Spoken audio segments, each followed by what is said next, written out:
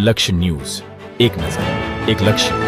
કલોલમાં Ramwadi township ખાતે નવરાત્રિની અનોખી ઉજવણી। કલોલના પંચવટી વિસ્તારમાં આવેલી રામવાડી ટાઉનશીપ ખાતે સ્થાનિક રહીશો દ્વારા ભવ્ય નવરાત્રિ ઉજવણી યોજાઈ હતી। આ પ્રસંગે બાળકો અને નાની બાળકીઓએ રામાયણના પાત્રો તેમજ નવદુર્ગાના વિવિધ સ્વરૂપો ધારણ કરી પરંપરાગત રીતે ગરબાની રમઝટ બોલાવી હતી। નવદુર્ગાના સ્વરૂપે સજ્જ થયેલી બાળકીઓની પૂજા અર્ચના કરવામાં આવી હતી તથા દાતાઓ દ્વારા તેમને ભેટ અર્પણ કરવામાં આવી હતી। બાળકો દ્વારા ધારણ કરાયેલા પાત્રોએ કાર્યક્રમને જીવંત બનાવી દીધો હતો।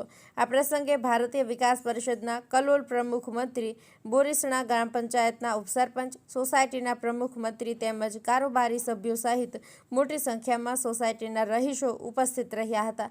કાર્યક્રમ દરમિયાન હિન્દુ ધર્મમાં નવદુર્ગાના વિવિધ સ્વરૂપોનું મહત્વ સમજાવાયું હતું અને નવરાત્રિના આધ્યાત્મિક તથા સાંસ્કૃતિક મૂલ્યો અંગે ચર્ચા કરવામાં આવી હતી।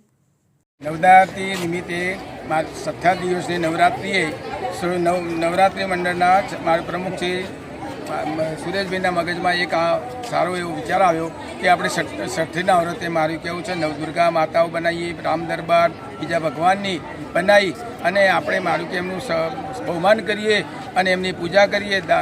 એ રીતે અમને અને સોસાયટીના દરેક સભ્યોને એમાં ખૂબ જ સહકાર, બહેનોનો અને ભૂલકાઓનો ખૂબ જ સહકાર મળ્યો છે અને આવા ધાર્મિક કાર્યો ભવિષ્યમાં અમારી કરવાની ઈચ્છા છે।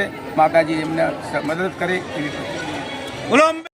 હું સુરેશભાઈ મણિભાઈ પટેલ રામવાડી સોસાયટીનો પ્રમુખશ્રી તરીકેનું આ મંડળમાં સ્થાન ધરાવું છું અને મારી સાથે હું ઘણા બધા ધાર્મિક કાર્યોનું આયોજન કરું છું। એમાં આ વખતે અમે નવરાત્રિની અંદર નવદુર્ગા પ્લસ બધા ભગવાનનું આયોજન કર્યું હતું, જેમાં સહભાગી અમારા બોરીસણા ગામના ડેપ્યુટી સરપંચ તરીકે શ્રી રણછોડભાઈ પટેલ, સાથી સભ્ય નીતિનભાઈ, સાથે જતીનભાઈ સાહેબ, સાથે જસવંતભાઈ, સાથે ભક્તિભાઈ, મહર્ષિ સાહેબ અને શુક્લા સાહેબ હાજર રહેલા હતા, જેનો અમે પ્રસંગનો ખૂબ આનંદ કર્યો અને સોસાયટીના દરેક સભ્યોએ અમને સાથ સહકાર એટલો ઘણો બધો સારો આપ્યો અને ખૂબ આનંદ આવ્યો। ખૂબ આનંદ એટલે અતિશય અને આવા ધર્મ કાર્યો અમે આગળ બી કરતા રહીએ છીએ। ઘણા બધા કાર્યો અમારાથી સફળ થતા રહે છે, ભગવાન કરે અને અમને આશીર્વાદ મળે કે દરેક કાર્યો અમારા સફળ થાય। એ શબ્દો રણછોડ બાપા બોલશે ફટાફટ।